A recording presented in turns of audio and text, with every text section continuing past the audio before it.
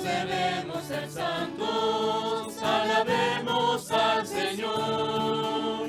Todos oyen su palabra, pero no escuchan su voz.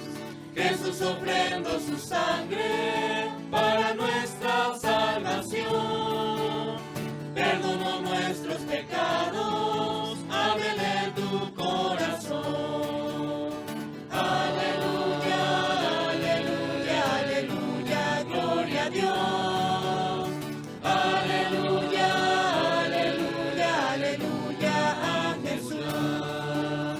Aleluya, aleluya, aleluya, Jesús me salvó.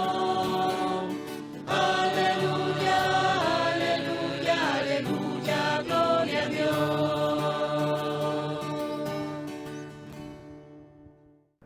Shalom, la paz, hermanos. Qué hermoso es estar en la iglesia. Qué bello es que Dios todavía nos hable. La desgracia de Israel era cuando ya no había palabra, cuando ya no había profetas, cuando Dios no les hablaba. A nosotros, el Señor nos habla a través de su palabra. Y recuerda que la palabra de Dios es Jesús. Es Jesús quien nos habla y nos revela los secretos del reino. Es Jesús el que nos dice por dónde tenemos que caminar y cuál es el camino para la felicidad.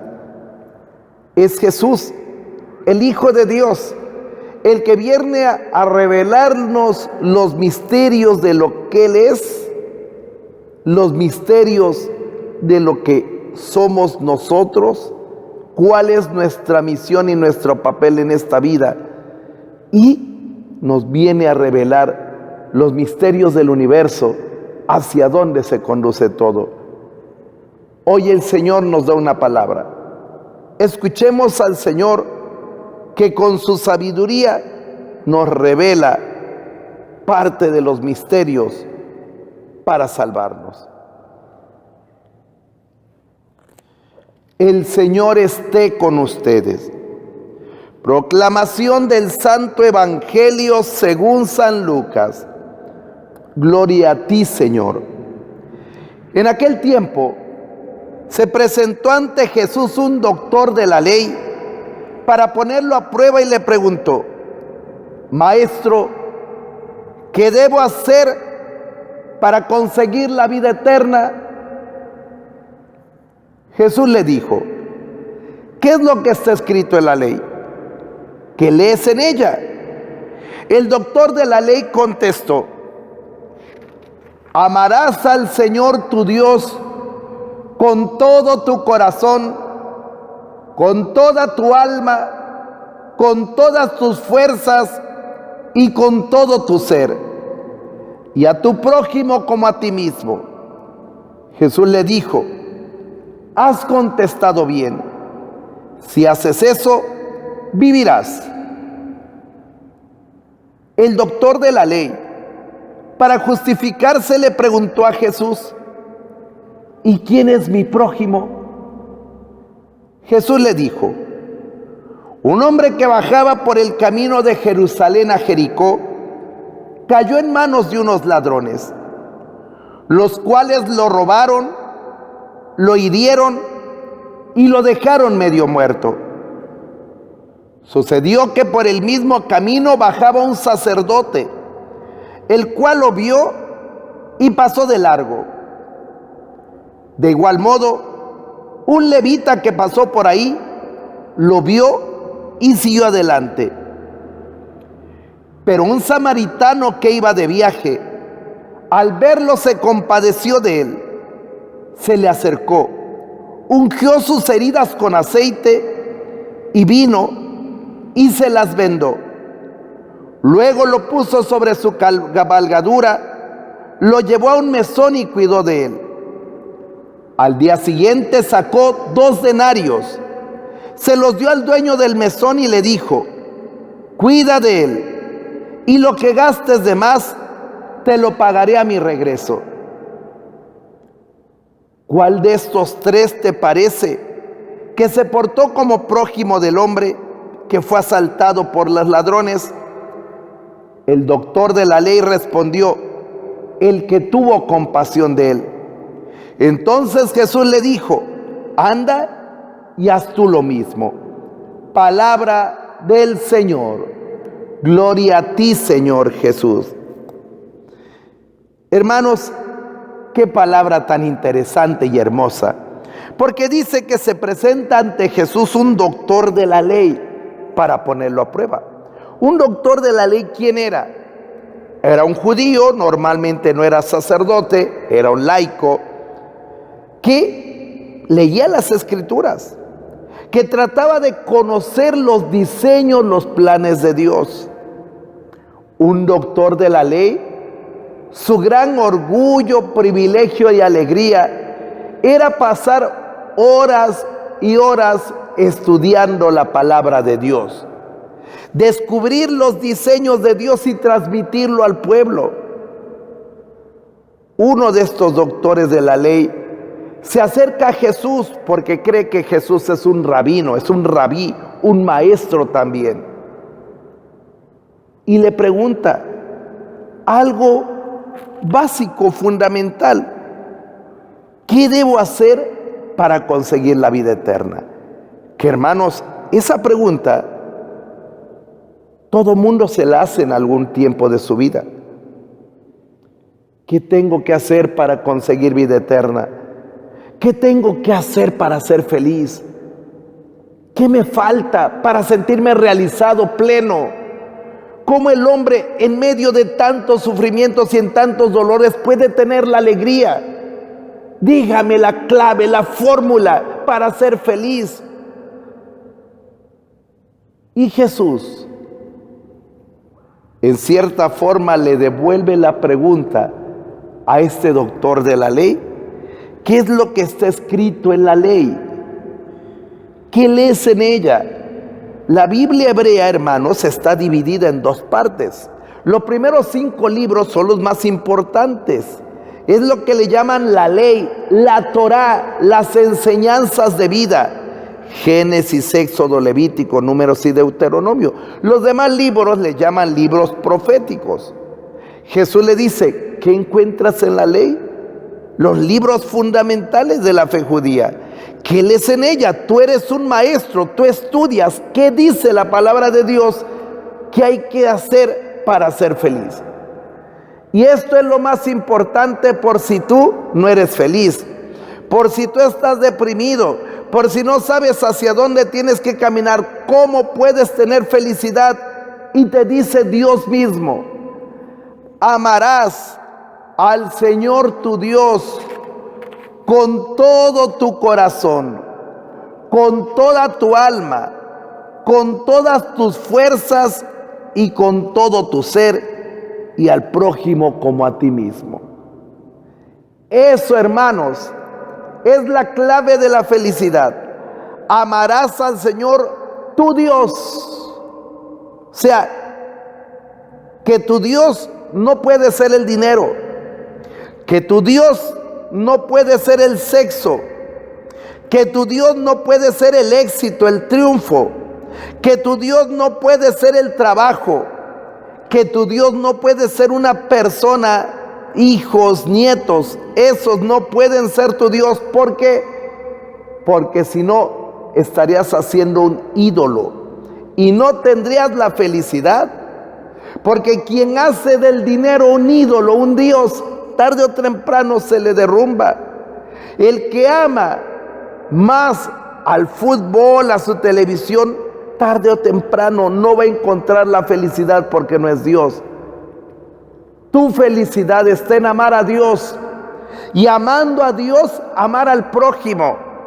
No puedes amar a Dios si no amas al prójimo. No puedes amar al prójimo si no amas a Dios.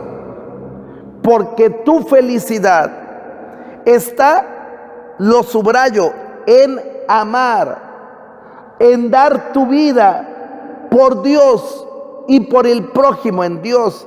Ahí radica la felicidad. Este hombre lo sabe, es doctor de la ley, es un escriba letrado, sabe que ese es el mandato de Dios. Y el hombre es feliz obedeciendo a Dios, no obedeciendo a sus impulsos, a sus afectividades, a sus pasiones. No, el hombre es feliz amando. Y entonces, este doctor de la ley, profundizando, dice, ¿y quién es mi prójimo? ¿Sí? ¿Quién es tu prójimo para que lo ames? Y entonces Jesús responde con una parábola. Bajaba un hombre de Jerusalén a Jericó. Jerusalén está en la parte alta, Jericó está en la parte baja. Hay que atravesar el desierto de Judea. Y al decir atravesar el desierto de Judea, estamos diciendo lugares solos, solitarios en esa época. Y en esa época, como en esta, llena de ladrones. Y muchos que viajaban solos eran asaltados. Por eso muchos mejor viajaban en caravanas para poderse defender. Este hombre bajaba de Jerusalén a Jericó. Ya había ido a ofrecer sus ofrendas al templo de Dios y bajaba. Y fue asaltado por ladrones que lo dejaron medio muerto. Esto se da en la vida. Muchos hermanos nuestros, tal vez tú, bajaban de Jerusalén a Jericó. Jerusalén, la ciudad santa, la presencia de Dios. Mientras tú estás en Jerusalén, mientras tú estás en la presencia de Dios, hay paz, hay gozo en el Espíritu. Pero tú te alejas de la presencia de Dios y vas bajando a través de tus pecados. Te alejas de Jerusalén y empiezas a emborracharte, empiezas a andar creyendo en amuletos, empiezas a ver películas de terror, libros de Harry Potter. Te vas bajando, te vas alejando de la presencia de Dios. Te choca ir a misa porque te aburre. Cuidado. Porque tú te alejas de Dios, vas bajando de su presencia y te puedes encontrar con ladrones. ¿Quiénes son los ladrones? Demonios. Demonios de adulterio, demonios de pornografía, demonios de robos, demonios de pleitos, demonios de envidia, demonios de pereza, demonios de soberbia, que te pueden también asaltar. ¿Y qué es lo que te roban? Te roban el Espíritu Santo, te roban la gracia de Dios, te roban la alegría. Eso hacen los ladrones. Te roban la paz, te golpean, te hacen que caigas cada vez en más pecados, en más fornicaciones, en más adulterios, en más brujerías, que pelees más. Te están golpeando y asaltando. Y hay veces te pueden dejar como muerto. Como muerto. Matan tu fe. Es que yo no estoy de acuerdo en muchas cosas de la iglesia. Estás casi muerto. Los ladrones te han robado la fe. Es que yo no necesito de ir a confesarme con otro que es más pecador que yo. Te estás muriendo, están matando tu fe los ladrones. Te están golpeando. Es que yo ya no soporto a mi mujer, la voy a dejar porque yo ya no soy feliz. ¿Cómo voy a estar con alguien con quien no amo? Te están matando los demonios. Te están robando la gracia de Dios y te dejan medio muerto. Y dice la palabra que estando ese hombre tirado, se acercaron 3 personajes en distinto momento. Primero un sacerdote, lo ve tirado, va para Jerusalén el sacerdote a ofrecer el sacrificio, la ofrenda a Dios, y lo ve y piensa que ya está muerto. Y si un judío toca a un muerto, queda impuro, ya no puede ofrecer su ofrenda a Dios en el templo, ya no puede, ha quedado impuro. Este sacerdote piensa que este hombre está impuro y no lo toca, sigue de frente porque si lo toco ya está muerto y no puedo ofrecer el sacrificio, no puedo cumplir mi misión sacerdotal. Lo mismo hace el levita, lo ve, dice, no, yo voy al templo, voy a orar, pero este ya está muerto. Si yo lo toco, ya no puedo entrar al templo. Por eso se siguen de frente. Hermanos, hay veces tocar a la gente pecadora, tocar a la gente que ha caído en un pecado grave, es tocar un muerto. Y hay veces tocar al muerto significa escucharlo, significa orar por él, significa orientarlo hacia Dios. Y dice, no, no puedo, y se siguen de frente. Hay veces el muerto es tu hijo, que necesita que tú lo escuches y tú no tienes tiempo, porque es que tengo que ir a trabajar. Otro día conversamos, hijo, ánimo, échale ganas. Y lo dejas ahí, muerto a tu hijo en la soledad, muerto en la masturbación, muerto en la pornografía, muerto en la soledad, y te sigues de largo. A lo mejor eres como el levita, no te detienes a ver al otro cómo está. Tiene que pasar un samaritano, un pecador, que lo levanta, que se toma la molestia de llevarlo a un mesón, de dar 2 denarios, que es el salario de 2 días, para que lo atiendan, cubre sus heridas. Ese tendrías que ser tú. Detener tu vida para ver a los hermanos que el diablo les ha destruido la vida. Aquellos que el demonio les ha destruido su matrimonio, les está destruyendo a sus hijos, y tú te acerques a escucharlos, a ungirlos con aceite, es decir, con la gracia de Dios, con el Espíritu Santo, hablándoles de la palabra, orando por ellos para que se restablezcan. El Señor te dice una cosa muy importante: el prójimo no es el otro, el prójimo estás llamado a ser tú. El prójimo es aquel que se preocupa por su hermano que ha caído, que se ha lastimado.